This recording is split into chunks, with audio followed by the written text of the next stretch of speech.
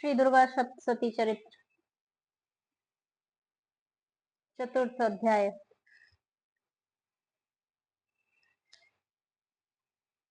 सिद्धि की इच्छा रखने वाले पुरुष जिनकी सेवा करते हैं तथा देवता जिन्हें सब ओर से घेरे रहते हैं, उन जया नाम वाली दुर्गा देवी का ध्यान करें।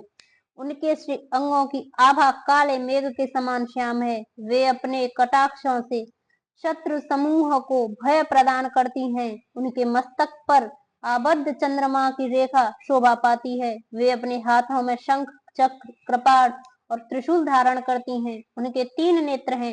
वे सिंह के कंधे पर चढ़ी हुई हैं और अपने तेज से तीनों लोकों की परिपूर्ण कर रही हैं। ऋषि कहते हैं, अत्यंत पराक्रमी दुरात्मा महिषासुर तथा उसकी दैत्य सेना के देवी के हाथ मारे जाने पर इंद्र आदि देवता प्रणाम के लिए गर्दन तथा कंधे झुकाकर उन भगवती दुर्गा का उत्तम वचनों द्वारा स्तवन करने लगे। उस समय उनके सुंदर अंगों में अत्यंत हर्ष के साथ रोमांच हो आया था। देवता बोले, संपूर्ण देवताओं की शक्ति का समुदाय ही जिनका स्वरूप है तथा जिन देवी ने अपनी शक्ति से संपूर्ण जगत को व्याप्त कर रखा है, समस्त देवताओं और महर्षियों की पूजनीय तथा उन जगदम्बा को हम भक्ति पूर्वक नमस्कार करते हैं। हम लोगों का कल्याण करें।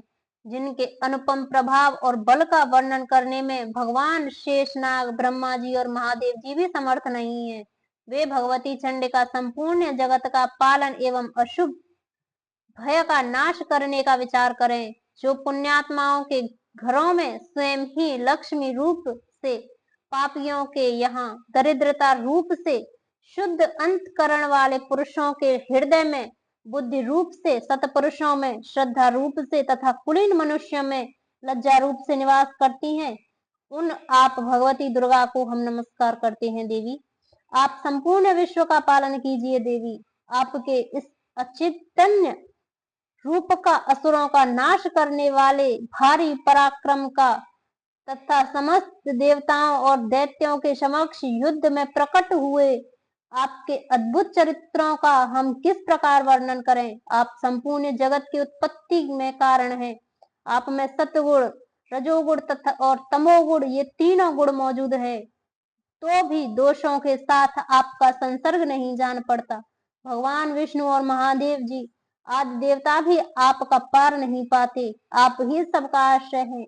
यह समस्त जगत आपका अंशभूत है, क्योंकि आप सबकी आदिभूत व्याकृता परा प्रकृति हैं। देवी, संपूर्ण यज्ञों में जिसके उच्चारण से सब देवता तृप्ति लाभ करते हैं, वह स्वाहा आप ही हैं। इसके अतिरिक्त आप पितरों की भी तृप्ति का कारण है। अतएव सब लोग आपका स्वधा भी कहते हैं। देवी, जो मोक्ष की प्राप्ति का साधन है, अचिंत्य महाव्रत स्वरूपा है, समस्त दोषों से रहित जितेंद्रिय तत्व को ही सार वस्तु मानने वाले तथा मोक्ष की अभिलाषा रखने वाले मुनिजन जिसका अभ्यास करते हैं, वह भगवती परा विद्या आप ही है। आप शब्द स्वरूपा है। अत्यंत निर्मल ऋग्वेद, यजुर्वेद तथा उद्गीरथ के मनोहर पदों के पाठ से युक्त सामवेद का भी आधार आप ही है। आप देवी त्रयी, 3 वेद और भगवती 6 ऐश्वर्यों युक्त हैं। इस विश्व की उत्पत्ति एवं पालन के लिए आप ही वार्ता, खेती और आजीविका के रूप में प्रकट हुई हैं। आप संपूर्ण जगत की घोर पीड़ा का नाश करने वाली हैं। देवी, जिससे समस्त शास्त्रों के सार का ज्ञान होता है, वह मेधा शक्ति आप ही है। दुर्गम भवसागर से पार उतारने वाले नौका रूप दुर्गा देवी भी आप ही हैं। आपकी कहीं भी आसक्ति नहीं है।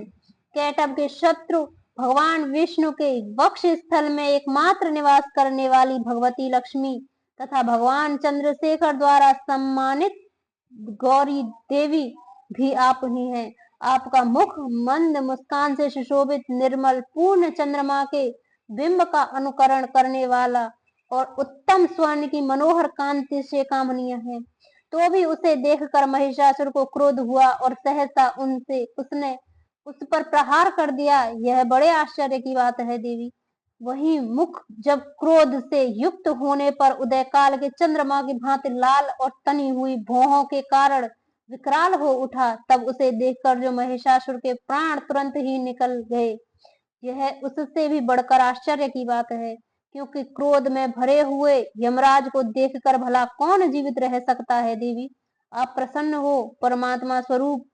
आपके प्रसन्न होने पर जगत का अभ्युदय होता है और क्रोध में भर जाने पर तत्काल ही कितने कुलों का सर्वनाश कर डालती हैं। यह बात कभी अनुभव में आई है, क्योंकि महिषासुर की यह विशाल सेना क्षण भर में आपके कोप से नष्ट हो गई है। सदा अभ्युदय प्रदान करने वाली आप जिस पर प्रसन्न रहती हैं, वे ही देश में सम्मानित हैं। उन्हीं को धन और यश की प्राप्ति होती है। उन्हीं का धर्म कभी शिथिल नहीं होता तथा वे ही अपने हर्ष पुष्ट स्त्री पुत्र और भृत्यों के साथ धन्य माने जाते हैं देवी। आपकी ही कृपा पुण्यात्मा पुरुष प्रतिदिन अत्यंत श्रद्धा पूर्वक सदा सब प्रकार के धर्मानुकूल कर्म करता है और उसके प्रभाव से स्वर्गलोक में जाता है। इसलिए आप तीनों लोकों में निश्चय ही मनोवांछित फल देने वाली हैं। माँ दुर्गे, आप स्मरण करने पर सब प्राणियों का भय हर लेती हैं और स्वस्थ पुरुषों द्वारा चिंतन करने पर उन्हें परम कल्याणमय बुद्धि प्रदान करती हैं।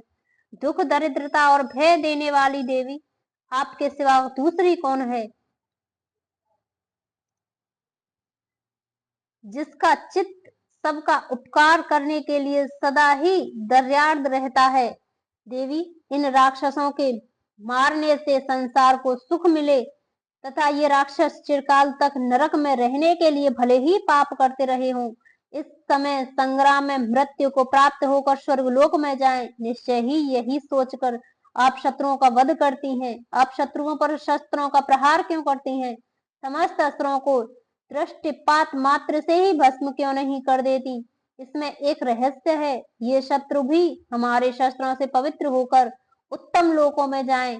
इस प्रकार उनके प्रति भी आपका विचार अत्यंत उत्तम है। खड़ग के तेज पुंज की भयंकर दीप्ति से तथा आपके त्रिशूल के उग्र भाग की घनीभूत प्रभा से चौंधियाकर जो असुरों की आंखें फूट गई नहीं गईं, उसमें कारण यही था कि मनोहर रश्मियों के युक्त चंद्रमा के समान आनंद प्रदान करने वाले आपके इस सुंदर मुख का दर्शन करते देवी, आपका शील दुराचारियों के बुरे बर्ताव को दूर करने वाला है। साथ ही यह रूप ऐसा है जो कभी चिंतन में नहीं आ सकता और जिसकी कभी दूसरों से तुलना भी नहीं हो सकती, तथा आपका बल और पराक्रम तो उन दैत्यों का भी नाश करने वाला है जो कभी देवताओं के पराक्रम को भी नष्ट कर चुके थे।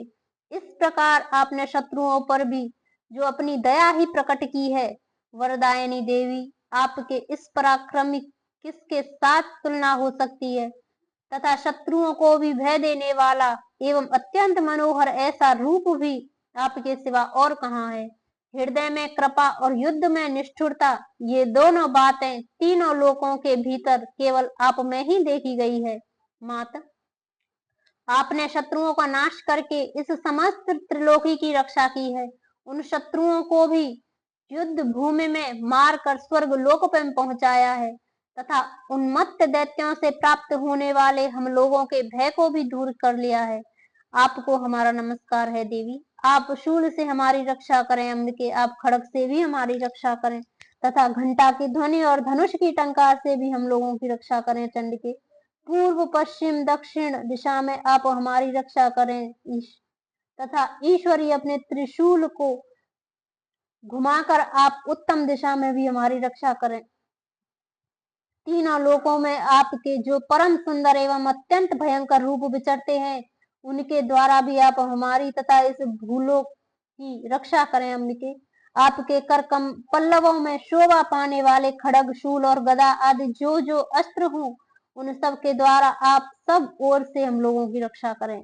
ऋषि कहते हैं, इस प्रकार जब देवताओं ने जगदम्बा दुर्गा की स्तुति की और नंदन वन के दिव्य पुष्पों एवं गंध चंदन आदि के द्वारा उनका पूजन किया, फिर सबने मिलकर जब भक्ति पूर्वक दिव्य धूपों से की सुगंध निवेदन की, तब देवी ने प्रसन्न वरदन होकर प्रणाम करते हुए सब देवताओं से कहा। देवी बोली, देवताओं, तुम सब लोग मुझसे जिस वस्तुओं की अभिलाषा रखते हो उसे मांगो। देवता बोले, भगवती ने हमारी सब इच्छा पूर्ण कर दी, अब कुछ भी बाकी नहीं है, क्योंकि हमारा यह शत्रु महिषासुर मारा गया। महेश्वरी, इतने पर भी यदि आप हमें और वर देना चाहती हैं तो हम जब जब आपका स्मरण करें तब तब आप दर्शन देकर हम लोगों के महान संकट दूर कर दिया करें, तथा प्रसन्न मुखम के जो मनुष्य इन स्रोतों द्वारा आपकी स्तुति करे उसे वित्त, समृद्धि और वैभव देने के ही उसकी धन और स्त्री आदि संपत्ति को बढ़ाने के लिए आप सदा हम पर प्रसन्न रहिए। ऋषि कहते हैं, राजन, देवताओं ने जब अपने तथा जगत के कल्याण के लिए भद्रकाली देवी को इस प्रकार प्रसन्न किया, तब वे तथास्तु कहकर वही अंतर्ध्यान हो गए। भूपाल, इस प्रकार पूर्व काल में तीनों लोकों का हित करने वाली देवी जिस प्रकार देवताओं के शरीर से प्रकट हुई थी, वह सब कथा मैंने कह सुनाई।